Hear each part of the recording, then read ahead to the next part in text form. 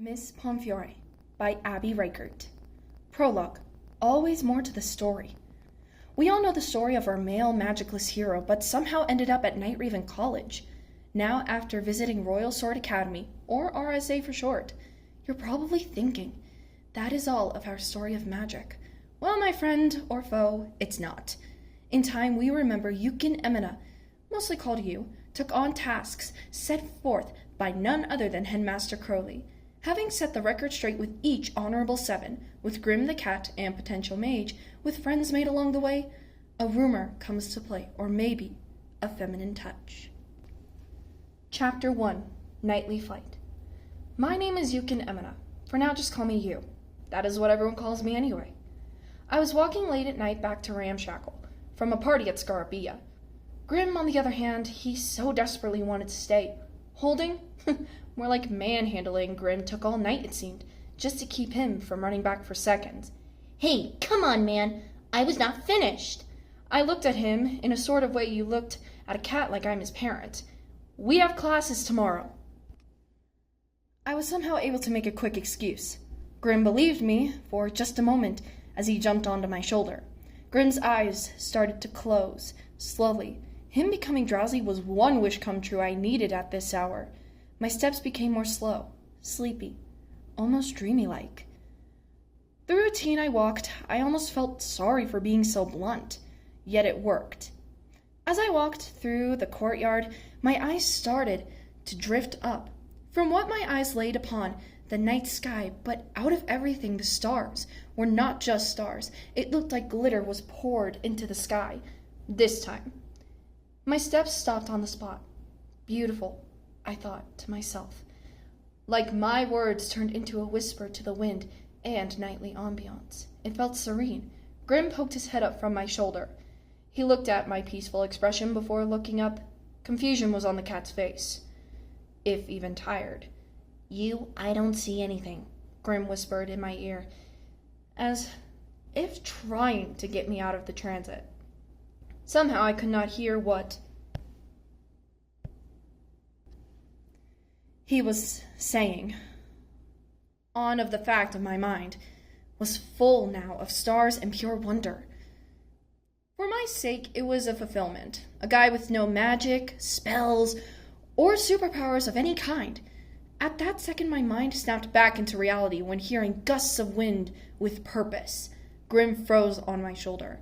Are those birds ravens or something else? He broke the silent air, but that question made me ponder. I started walking towards maybe a little off trail back to Ramshackle. I think my words felt out of comprehending until moonlight glazed into our sights. Birds? No, not even ravens from Grim could spot out. Dead, meat-eating vultures. Vultures.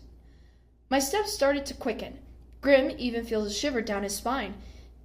It passed into my neck and shoulder. Dude, they're looking at us. Grim for what words he could muster from his cat body, now shaking on my shoulder. With me now holding Grim, I glanced at the two vultures. From what I know, they fly around when change comes. I started walking more purposefully this time, when it comes to the thought of this. The moment I had a movement to get to Ramshackle, I bumped into someone. What in the great seven sakes? I heard that, and that I looked at the one and only Headmaster Crowley, now adjusting his bird-like mask with gentle yet dignified manner. Now, what is going on? It's around midnight, he asked, like his reputation of being helps. In this case, then the other time his assistance was noted from quote-unquote kindness. Crowley now impatient, I answered, just heading back to Ramshackle. Crowley pulled out his watch, looking at the time. 12:30 a.m. He looked at me and Grim. I guess I might have to walk you to Ramshackle with you myself. Just deal with it. Crowley now walking with me and Grim. Just be sure you wake up on time for class. His words lifted into the onward in air. When, after what felt like years and Grim finally fell asleep, Headmaster Crowley, I asked. Yes, he answered. I have a question about those two vultures. You will find out sooner or later.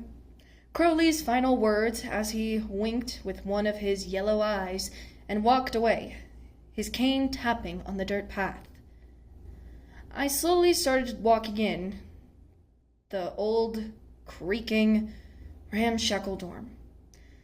Not to wake Grim from his rest, just one quiet step at a time with a sigh of relief escaped my lips. When setting Grim on the pillow, "Good night, Grim," I tell him as I hear the phrase mumbled back.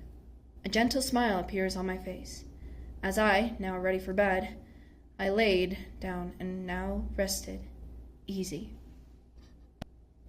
Chapter 2. A Queen So Young. My rest led me to the dreamland I knew, time and time again since I first got here. This dream felt different out of what I know. The new surroundings were older and dim, like how the darkness seemed welcomed in its mist. My mind fell on a woman, no, younger than 21, perhaps. Her divine aura made friend to darkness, I thought to myself, in strange curiosity. After a moment, I noticed her talking with an old man, dark gray hair, small yet strong framed of body, and finally, dark blue eyes. Maybe his help or something. I kept listening to the conversation at play.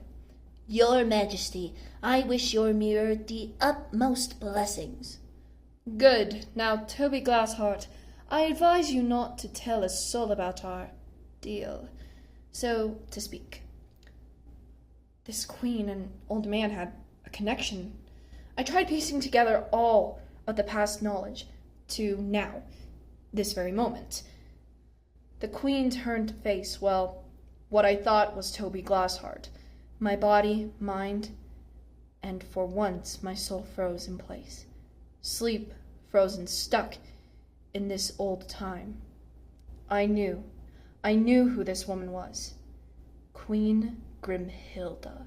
My dream whispered the mother of the Great Seven's name, like it casted a spell of years, poison, pure envy.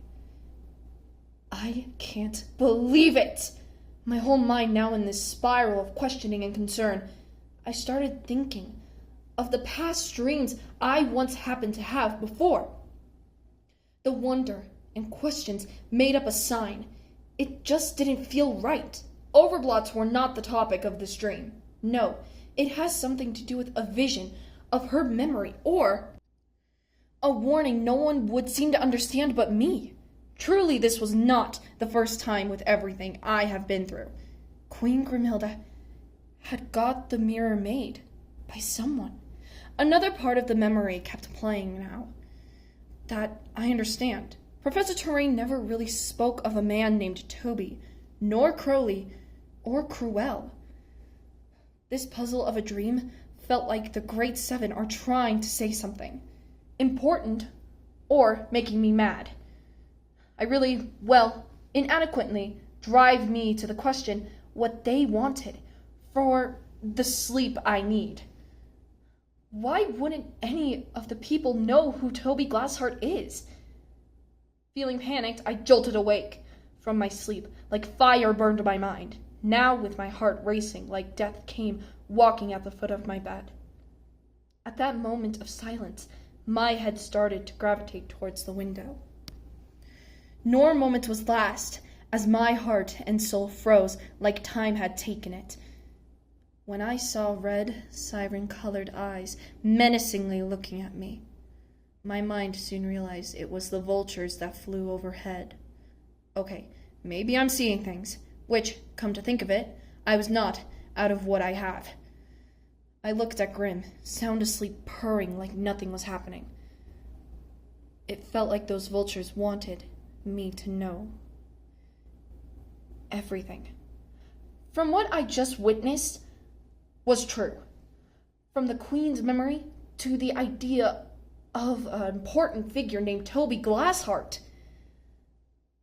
Vultures are now part of it, with their heads now peering in for what I think is a better look at me, with what I can think was grins on their beaks. Like somehow it was intimidating. I just wanted them to leave me in peace. Shoo, you! I was too sleepy to come up with anything means of insult. To my tired mind, the vultures, now snickering at my predicament, which I started thinking, can't birds even laugh? I was sounding stupid at this point, just wanting sleep rather than pinpointing riddles about dreams and bird predicaments. I roughly turned my head away from the window and laid down with a plop on my familiar pillow. I felt like the eyes of the vultures now some reason won't leave the tree, gazing at my back like blazing heat. Just leave, I murmured, out of what I could muster, before sleep took its opportunity, of course, back to the memory of the young queen. The old man, though, was more interesting, in my personal ideal. Grace Glassheart's name kept appearing. Ideas of my understanding known, yet why? The pattern was simple. Queen, Toby, vultures. Queen, Toby, vultures. I started dozing with this. A queen, Toby Glassheart, vultures.